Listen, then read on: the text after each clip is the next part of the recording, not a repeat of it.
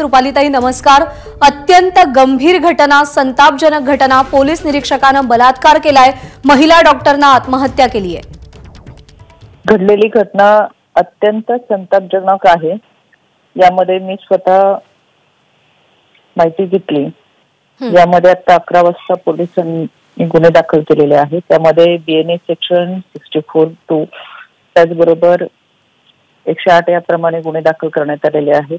यामधील आरोपी श्री गोपाळ मधने असतील आणि त्याचबरोबर प्रशांत बनकर या दोघांविरोधातही गुन्हा दाखल करण्यात आलेला आहे। हे दोघेही फरार आहेत आणि यांच्या तपासासाठी 2 पथके तयार करण्यात आलेली असून ते बीड आणि पुणे येथे रवाना झालेले आहेत। यामध्ये पोस्टमॉर्टम रिपोर्ट आल्यानंतर बऱ्याचशा गोष्टी आपल्या अजून समोर येतील, ज्या अनुषंगाने तपास करणं सोयीचं ठरेल। पण घडलेली घटना ही अत्यंत निंदनीय आहे, संतापजनक आहे। खऱ्या अर्थानं जो रक्षक आहे त्याने तशा पद्धतीने कृत्य करावं हे अत्यंत दुर्दैवी आहे। त्याच्यामुळे यामधील आरोपी सिद्ध झाल्यानंतर आरोपींवरती कडक कारवाई व्हावी यासाठी आम्ही पाठपुरावा करू।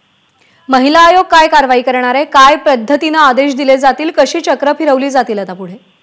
याच्यामध्ये मी स्वतः आता एसपींशी बोलले। यामध्ये गुन्हे दाखल झालेले आहेत, आरोपी हे सापडले पाहिजेत।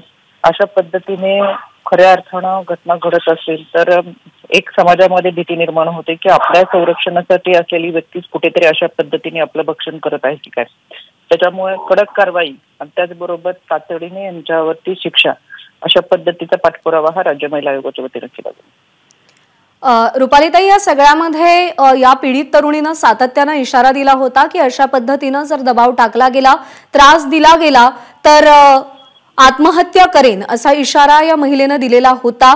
तरी सुद्धा तिच्या तक्रारीची दखल घेतली गेली नाही। डीवायएसपीकडे सुद्धा ती गेलेली होती।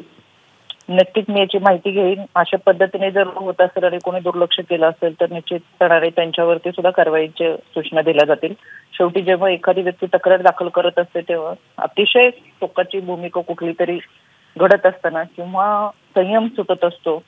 अनेक वेळा अत्याचार सहन करत असताना या महिलांना असं वाटतं आपण तक्रार दाखल केली की आपल्याला न्याय मिळाला पाहिजे आणि ती खऱ्या अर्थानं ती पोलीस प्रशासनाची जबाबदारी आहे। याच्यामुळे तक्रार दाखल करून सुद्धा जर दुर्लक्ष केलं गेलं असेल तर त्याची सुद्धा आम्ही शहानिशा करू।